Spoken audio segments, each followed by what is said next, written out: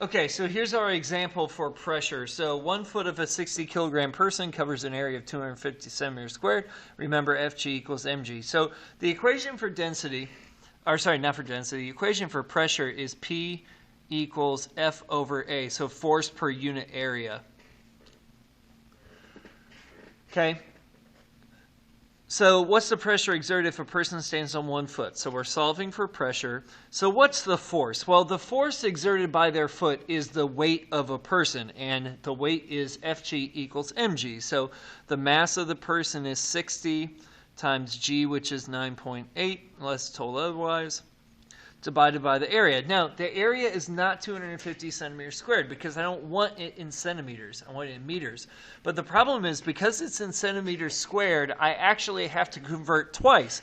Because you could rewrite this as 250 centimeters times centimeters. I have to convert both those centimeters into meters. So it's not 2 decimals to the left, it's 4 decimals to the left, 0.0250.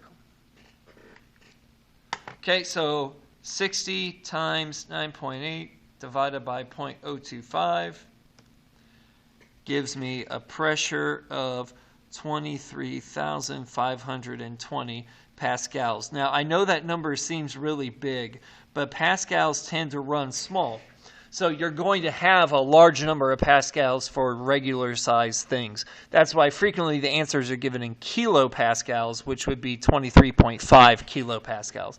Makes that number a little smaller, but we're going to just stick with pascals here. So what's the pressure exerted on the ground if the person stands on 2 feet? Well, there's 2 ways to think about this. So if you stand on 2 feet, instead of the weight being distributed on 1 foot only, it's being distributed on 2. So you're basically spreading your weight out and doubling where it is.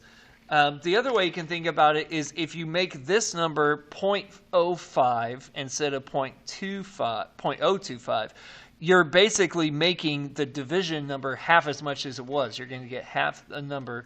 And so the pressure is going to be less by half. And if that's not obvious, just go ahead and change this to 0.05.